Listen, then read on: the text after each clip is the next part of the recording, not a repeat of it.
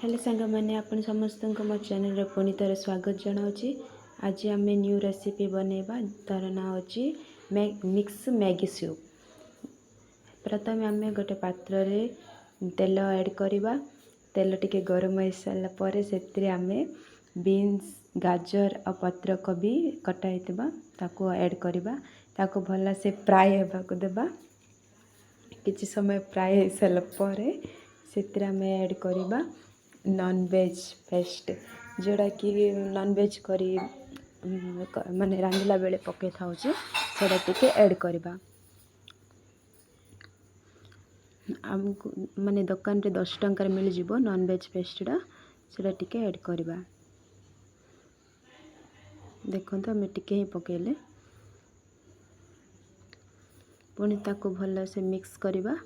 टिके फ्राए हो सारा पर आम से रसुण बा अदा अदा रसुण दुईटी जा काटिकी रखिदेव सेटा लास्ट ऐड करवा। कहीं फास्ट ऐड कला बेले सेटा पोड़ी जाए से फ्राए सारा पर ऐड करवा। से मध्य आम सोया सॉस टिके ऐड करवा, जोड़ा कि माने से जो आम पनीपरिया पकईचे सेटा टिके छड़ा छड़ा रहे, जोड़ा कि लागिकी रही से टिके टेस्ट भी भल से आसे।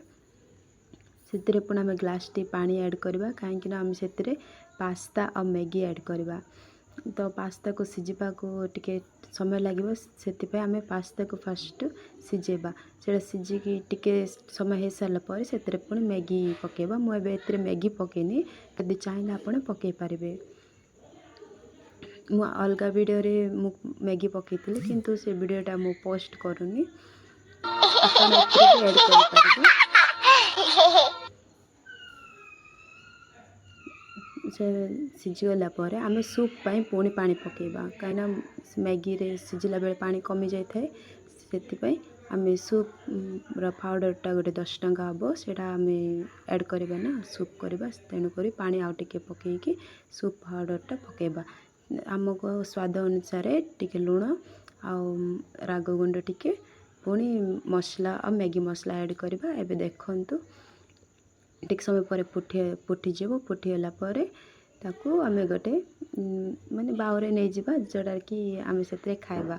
देखते केते सुंदर देखा ना मैगी पास्ता आउ धनिया पत्र सब पकाई। जदि आपण खाइबे पुणी तर खाइबा आपन की इच्छा हम। बहुत बढ़िया अच्छे सांग माने।